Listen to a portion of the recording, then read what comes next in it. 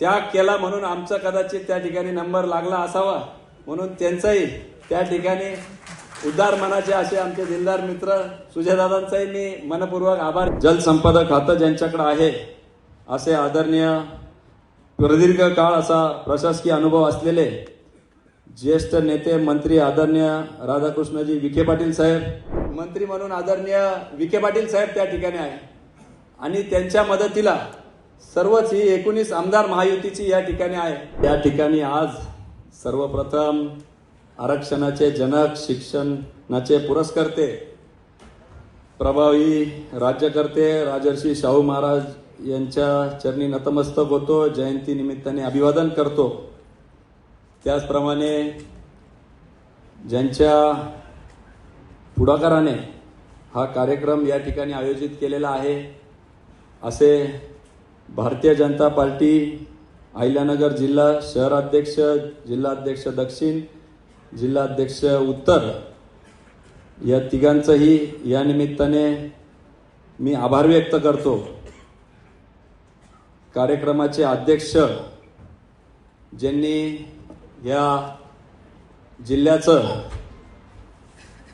पालकमंत्री म्हणून पूर्वी काम केलं, ज्यांच्या इशाऱ्यावर आमदार मंत्री सभागृहामध्ये उठतात बसतात असे आपल्या जिल्ह्याचे, आपल्या सगळ्यांचेच मार्गदर्शक आमच्या सभागृहाचे सभापती आदरणीय राम शिंदे साहेब, त्याचप्रमाणे ज्यांच्या मार्गदर्शनाखाली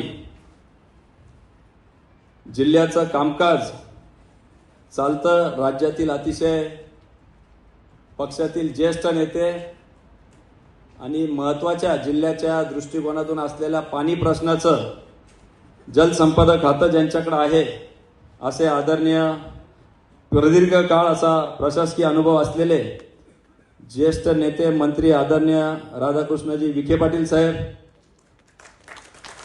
त्याचप्रमाणे या ठिकाणी माझे सहकारी आमदार ज्यांचा सत्कार या ठिकाणी ठेवला गेलेला आहे, आमचे मित्र ज्यांच्या भाषणादरम्यान स्वर्गीय कर्डिले साहेबांची आठवण झाली, अनेक सहवास कर्डिले साहेबांबरोबर राहिला, त्यांचे सुपुत्र आमचे सहकारी आमदार, नवनिर्वाचित आमदार आदरणीय अक्षयजी कर्डिले, त्याचप्रमाणे आत्ताच या ठिकाणून सत्कार घेऊन गेले असे या राज्याचे माजी मंत्री ज्यांनी ऊर्जा विभागामध्ये अतिशय उत्कृष्ट काम करून त्या ठिकाणी अनेक प्रश्न आपल्या ग्रामीण भागाचे सोडवले असे नवनिर्वाचित दुसरे राहुरी तालुक्यातील आमदार प्राजक्तदादा तनपुरे, आणि अतिशय महत्त्वाचे खरं तर आमचे मार्गदर्शक भारतीय जनता पार्टीचे ज्येष्ठ नेते कार्यकर्ते सुनीलजी कर्जतकर साहेब, ज्यांच्याबद्दल बोलावं तेवढं थोडं आहे. कालच 25 जून होऊन गेलेला आहे.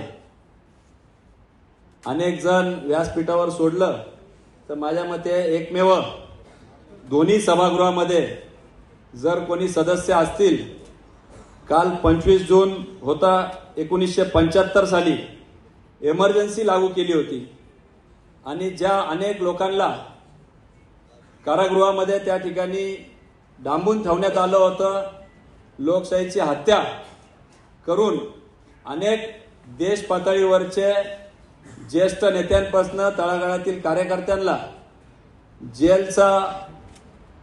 जेलमध्ये टाकण्यात आलं होतं. त्यापैकी एक वयाच्या 16व्या 17व्या वर्षी ज्यांनी कारागृहामध्ये इमर्जन्सीच्या काळामध्ये लोकशाहीचे मूल्य जपण्यासाठी त्या ठिकाणी कारागृहामध्ये गेले असे आमचे सुनीलजी कर्जतकर साहेब, त्यांचंही या निमित्ताने मी अभिनंदन करतो. फक्त अहिल्यानगर जिल्हा नव्हे, महाराष्ट्र नव्हे तर गुजरात सारखे अनेक राज्य ज्यांनी संघटनेसाठी तळागाळामध्ये अहोरात्र मेहनत घेतली, भारतीय जनता पार्टी संघटनात्मक दृष्टिकोनातून बांधली, त्यांचंही मी खरं तर या निमित्ताने विशेष स्वागत आणि अभिनंदन करतो. त्यांच्यासारखी असंख्य संघटनेमध्ये या जिल्ह्यामध्ये ज्यांनी भारतीय जनता पार्टी उभी केली, मग नासर फरांदे असतील, सूर्यपान पाटील वाडणे असतील, भीमराव बडदे असतील, अलीकडच्या काळामध्ये चंद्रशेखरजी कदम साहेब असतील, प्राध्यापक बेरड सर असतील, सर्वच भारतीय जनता पार्टी ज्यांनी उभी केली त्या सगळ्यांचे आभार व्यक्त करतो. कारण की ह्या सगळ्यांच्या मेहनतीमुळं, आशीर्वादामुळं, शुभेच्छांमुळं भारतीय जनता पार्टीने आमच्यासारख्या सर्वच आमदारांना त्या ठिकाणी विधान परिषदेमध्ये संधी दिली. प्रामुख्याने पक्षासाठी आपण एकदा जोरदार टाळ्या वाजवल्या पाहिजे, ज्यांच्यामुळं आपल्या सगळ्यांचंच अस्तित्व या ठिकाणी आहे.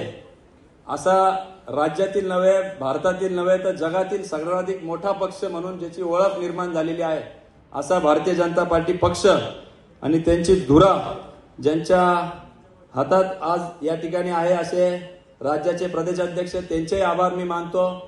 आदरणीय रवींद्रजी चव्हाण साहेब, राज्याचे कार्यसम्राट मुख्यमंत्री आदरणीय देवेंद्रजी फडणवीस साहेब, त्यांचेही आभार मानतो. त्यांच्याबरोबर सर्व पार्लिमेंटरी बोर्ड, केंद्रीय नेतृत्व, आदरणीय देशाचे यशस्वी पंतप्रधान नरेंद्रजी मोदी साहेब, अमितभाई शाह साहेब, ज्यांच्या पुढाकाराने खरं तर मला त्या ठिकाणी विधान परिषदेत जाण्याची संधी मिळाली.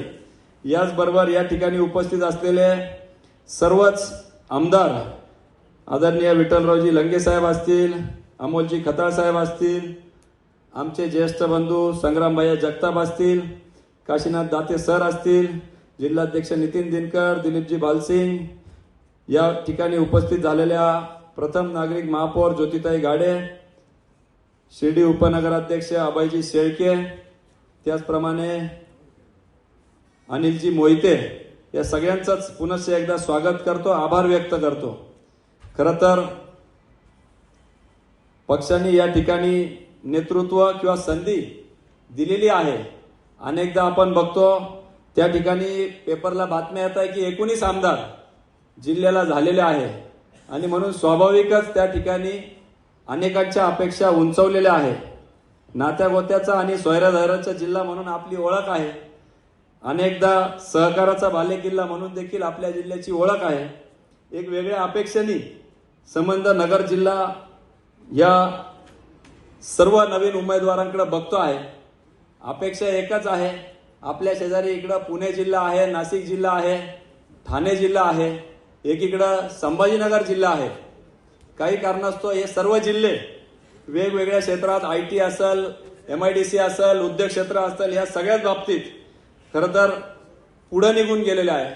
आणि म्हणून कुठंतरी भौगोलिकदृष्ट्या सगळ्यात मोठा जिल्हा जरी आपला असला तरी आपल्याला अजून खूप काम करण्यासारखं या ठिकाणी आहे. आज आपल्याला सभापतींच्या रूपाने आदरणीय राम शिंदे साहेब त्या ठिकाणी आहे, मंत्री म्हणून आदरणीय विखे पाटील साहेब त्या ठिकाणी आहे आणि त्यांच्या मदतीला सर्वच ही 19 आमदार महायुतीची या ठिकाणी आहे. म्हणून एक सुवर्ण काळ या नगर जिल्ह्याचा आलाय असं म्हटलं तर वावगं ठरणार नाही. प्रत्येक तालुक्यामध्ये त्या ठिकाणी आपल्याला महायुतीचं प्रतिनिधित्व आहे. एक सोडून दोन काही तालुक्यांमध्ये प्रतिनिधित्व आहे.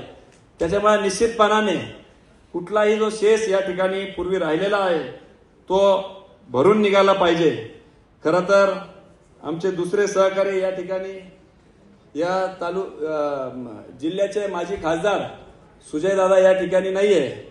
काल परवाच मी त्या ठिकाणी माध्यमांच्या माध्यमातून ऐकलं, त्यांनी देखील त्याग केला म्हणून आमचा कदाचित त्या ठिकाणी नंबर लागला असावा. म्हणून त्यांचाही त्या ठिकाणी उदार मनाचे असे आमचे दिलदार मित्र सुजयदादांचाही मी मनपूर्वक आभार या निमित्ताने मानतो.